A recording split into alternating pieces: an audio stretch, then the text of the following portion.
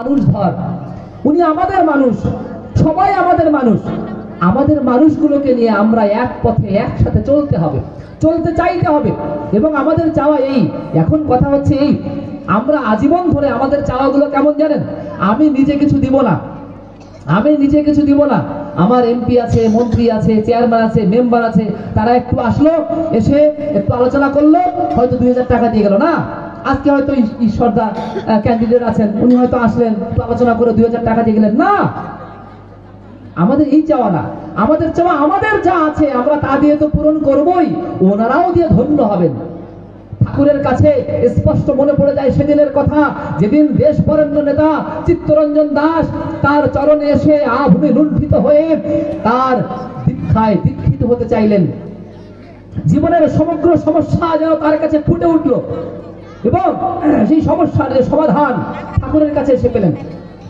তখন ঠাকুরকে বললেন, তাহলে ঠাকুর, আমার জীবনের আদর্শ স্বরূপ আমি যদি আপনাকে গ্রহণ করতে চাই, আপনি আমাকে নেবেন তো? দিন না সেই উপদেশ যা আমাকে আমার জীবনে এমন একটা বাঁচার সন্ধান দেয়, আমাকে সঠিক পথের সন্ধান দিয়ে দেয়। ঠাকুর বললেন, শিখতে চান তুমি যান মার কাছে। মা কামরূপিণী দেবীর কাছে পাঠিয়ে দিলেন দেশবন্ধু চিত্তরঞ্জন দাসকে। কে? ঠাকুর অনুকূলচন্দ্র। মার কাছে গেলেন। দেশবন্ধু চিত্তরঞ্জন দাস তখন অসহযোগ আন্দোলনের নেতা, বিশাল বড় নেতা। উনি বেঁচে থাকলে মহাত্মা গান্ধী ইন্ডিয়ার জাতির জনক হতেন না, এবং উনি বেঁচে থাকলে এই যে বিভক্তি এটাও হতো না। এই যে ভারত, পাকিস্তান, বাংলাদেশ আজকে আলাদা, এক ভারত ছিল, এই একটাই দেশ থাকতো, এই বিভক্তি হতো না। হিন্দু মুসলমানের যে দ্বন্দ্ব, এই দ্বন্দ্ব ব্রিটিশ আমলের আগে এই দ্বন্দ্ব কখনো ছিল না। একসাথেই বাঁচত, একসাথেই সবকিছু হতো।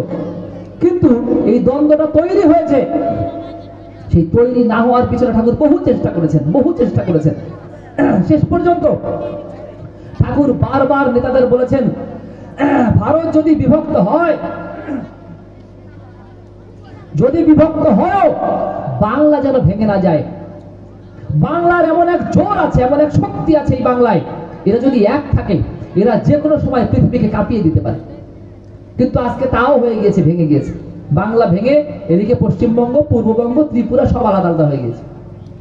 দেখেন, ঠাকুরের চাওয়াগুলো পূরণ করতে পারেনি।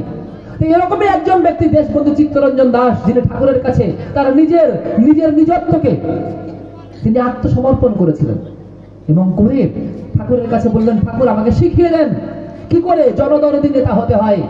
ঠাকুর বললেন, মার কাছে যান। মার কাছে গিয়ে বলছেন, মা আমি দীক্ষা নেব। মার কাছে গিয়ে বলছেন, মা আমি দীক্ষা নেব। মা তা মনোভূমি দেবে বলছেন, বাবা তোমরা বড় নেতা, বড় লোক মানুষ, এই অনুকূলের কথায় কান দিও না। ও পাগল মানুষ, কি বলতে কি বলেছে, সব দীক্ষা টিক্ষা নিয়ে কাজ নেই। কেননা তোমরা চাইলে সৎসঙ্গ কিনতেও বেচতেও পারো, তোমরা এই মুহূর্তে দীক্ষা নিতেও পারো, আবার ছেড়েও দিতে পারো। অতএব সব নিয়ে কাজ নেই, ভালো করে বোঝো, শোনো, তারপর একদিন এসো। দেশবন্ধু চিত্তরঞ্জন দাসের কথাটা খুব লাগলো। দেশবন্ধু চিত্তরঞ্জন দাস মাকে বলছেন যে, মা দেশবন্ধু যেখানে একবার, এই চিত্তরঞ্জন যেখানে একবার মাথা নোয়ায় সেখান থেকে মাথা তোলে না। ঠিক দেশবন্ধু চিত্তরঞ্জন দাস ঠাকুরের দীক্ষা নিয়ে তার নিজের জীবনটাই পরিবর্তন করে ফেললেন। যদি বলেন কেমন, আমরা জানি দেশবন্ধু চিত্তরঞ্জন দাস অসহযোগ আন্দোলন বাদ দিয়ে কৃষক আন্দোলন শুরু করলেন। বাট আমরা কেউ জানি না যে কার বুদ্ধিতে উনি আন্দোলন পরিবর্তন করলেন। তিনি আর কেউ নন, যুগদয়াল, যুগ পুরুষোত্তম, কল্কি অবতার শ্রী ঠাকুর অনুকূলচন্দ্র। ঠাকুর অনুকূলচন্দ্র তাকে তিনি রাজনীতি শেখালেন। ঠাকুর বললেন, দেখেন দাসদা, এই অসহযোগ আন্দোলন কোনো ভালো আন্দোলন নয়। অথচ গোটা ভারতবর্ষ তিনি অসহযোগ আন্দোলন দিয়ে কাঁপিয়ে দিয়েছেন। তখন কি হিন্দু কি মুসলমান সব অসহযোগ আন্দোলনের পক্ষে। মানে ব্রিটিশকে সহযোগিতা করা যাবে না, অসহযোগিতা করো। এই আন্দোলনের নিয়ম হচ্ছে, ওরা যা বলবে আমরা তার উল্টো বলবো। ওরা যদি বলে বসো, আমরা দাঁড়াবো।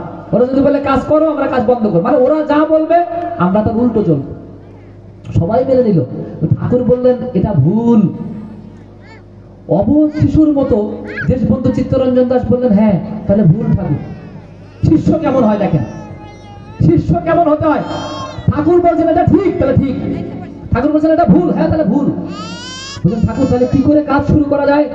ঠাকুর বললেন, ব্রিটিশদের কাজ দেখেন, ওরা যতই শাসন করুক, ওরা এই দেশে যে পরিমাণে সেবা দিয়েছে, ওরা মানুষকে শিক্ষিত করে তুলছে, স্কুল কলেজ প্রতিষ্ঠা করছে, ওরা বিভিন্ন জায়গায় হসপিটাল করছে, রোড তৈরি করছে, কৃষকদের জন্য বিভিন্ন জনদরদি কাজ শুরু করেছে। আপনারা তেমন করুন, মানুষের কাছে এমন ভাবে সেবা পৌঁছে দিন যেন মানুষ মনে করে ব্রিটিশদের থেকে আপনাদের সেবা বেশি। আর তাই মঞ্চে কাঁপিয়ে বক্তব্য না দিয়ে মাঠে যান, কৃষকের কাছে যান, এই দেশের ঘরে ঘরে বিভিন্ন জায়গায় যে কৃষক সমাজ, তাদের নিয়ে তাদের আন্দোলন শুরু করেন। দেশবন্ধু চিত্তরঞ্জন দাস আন্দোলন পরিবর্তন করে কৃষক আন্দোলন শুরু করলেন।